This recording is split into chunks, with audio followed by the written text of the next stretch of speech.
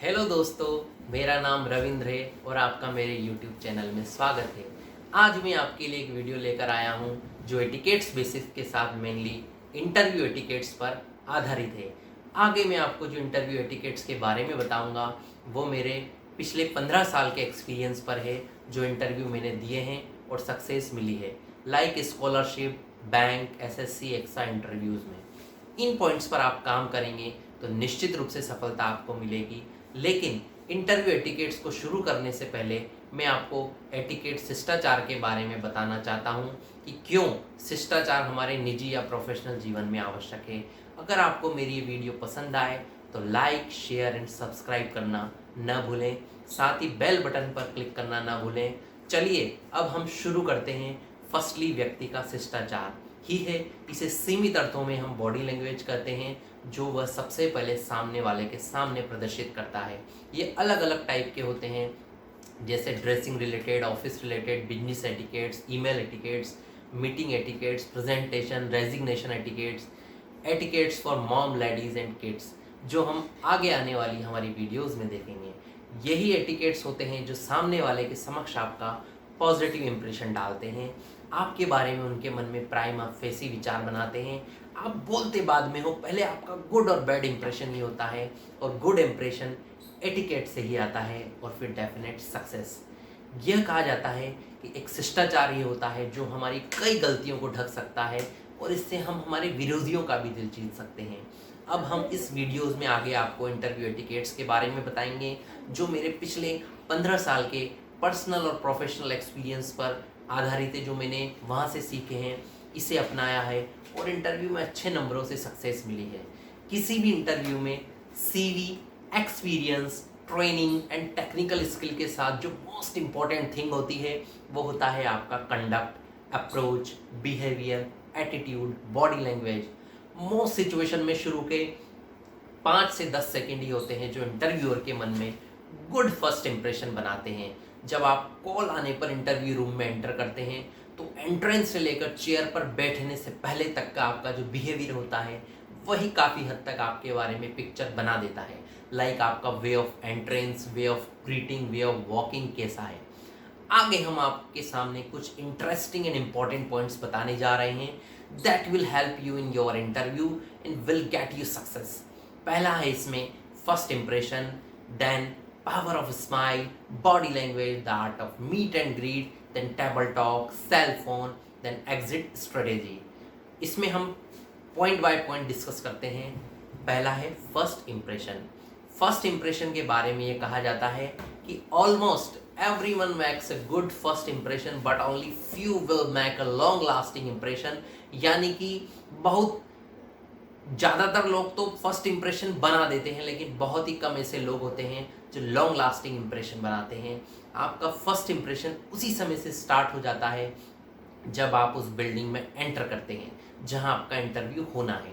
इसलिए आपके चेहरे पर एक सुंदर सी स्माइल होनी चाहिए, साथ ही आप में उत्साह भी झलकना चाहिए और आपका बिहेवियर उस बिल्डिंग में सभी से पोलाइट होना चाहिए, क्योंकि यह भी हो सकता है कि जिसके साथ आप बात कर रहे हैं लिफ्ट या एलिवेटर में हो वो आपके इंटरव्यू टीम का हेड हो।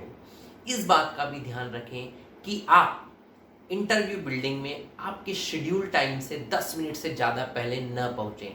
इंटरव्यू रूम में भी आपके चेहरे पर एक सुंदर सी स्माइल होनी चाहिए।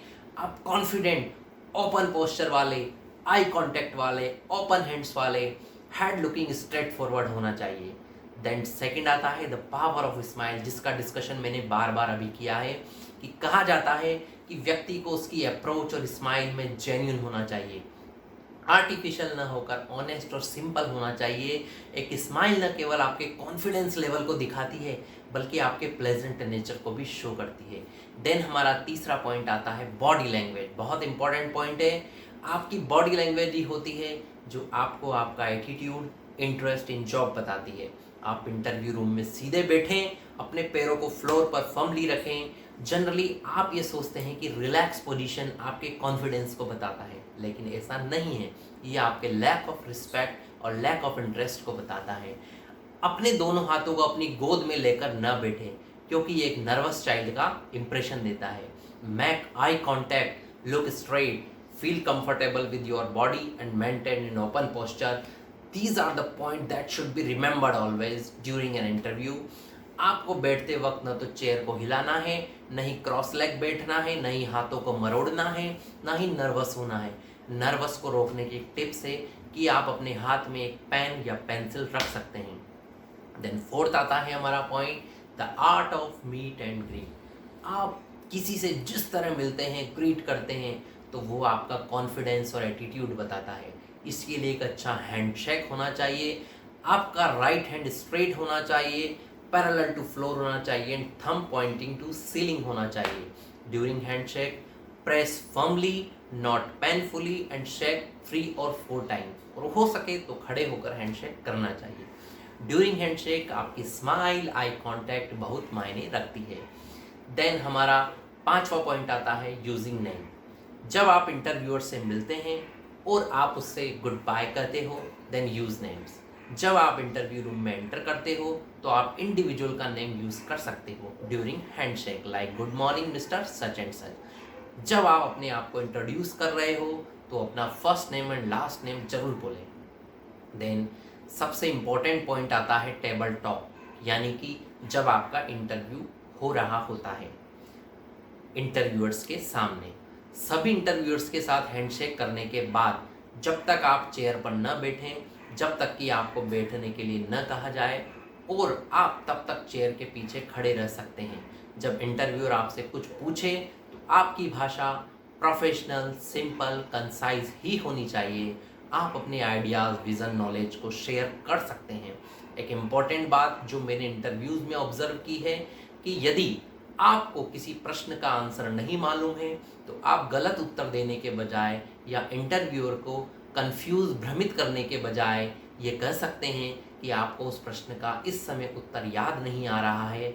ये आपका पॉजिटिव इम्प्रेशन डालता है और ये बताता है कि आप स्ट्रेट फॉरवर्ड हो, समय खराब नहीं करते हो। साथ ही इस बात का भी ध्यान रखें कि अपनी पर्सनल बिलोंगिंग्स को हो सके तो इंटरव्यू रूम में न ले जाएं, उसे टेबल पर न रखें। केवल उन्हीं चीज़ों को अंदर ले जाएं जो नेसेसरी एंड एसेंशियल है, और ये भी आपको अपनी चेयर के पास में या चेयर पर रख सकते हैं, जो पास में जो चेयर खाली होती है। आप अपना पोर्टफोलियो, नोटपैड अपने सामने रख सकते हैं, लेकिन ये भी क्लीन एंड प्रेजेंटेबल होना चाहिए। देन 7वां पॉइंट आता है हमारा सेल फोन। सेल फोन आजकल हम सभी की पॉकेट या बैग में होता है। सेल फोन के बारे में एक बात बता देना चाहता हूँ कि जैसे ही आप इंटरव्यू बिल्डिंग में एंटर कर रहे हैं, उससे पहले अपने सेल फोन को स्विच ऑफ कर लें to avoid an embarrassing situation during the interview. अगर आप किसी वजह से अपना सेल फोन ऑफ करना भूल गए हैं और ड्यूरिंग इंटरव्यू आपका सेल फोन बज उठता है तो आप घबराएं नहीं। इस डैमेज कंट्रोल के लिए कुछ टिप्स हैं, जैसे आप सेल फोन बजने पर उसके डिस्प्ले की तरफ ना देखें और ये आंसर करने की कोशिश ना करें कि आप उस समय बात नहीं कर सकते हैं, बल्कि अपने बैग में से या अपने पॉकेट में से सेल फोन निकालें, उसे तुरंत स्विच ऑफ कर दें। उसके बाद आप इंटरव्यूअर से सॉरी बोल सकते हैं। Then last but not the least 8th point है हमारा एग्जिट स्ट्रेटेजी। अब बारी आती है कि जब आपका इंटरव्यू समाप्त हो जाए तो क्या करें। इसके लिए कुछ छोटी छोटी बातें हैं जिन्हें याद रखना है, जैसे इंटरव्यू खत्म होने पर इंटरव्यूअर ग्रुप को थैंक यू कहना ना भूलें, क्योंकि उन्होंने अपना अमूल्य समय आपको दिया है। आप उनसे आई कांटेक्ट बनाते हुए हाथ मिलाएं और कोशिश करें कि हाथ मिलाते वक्त आप हर व्यक्ति का नेम यूज़ करें।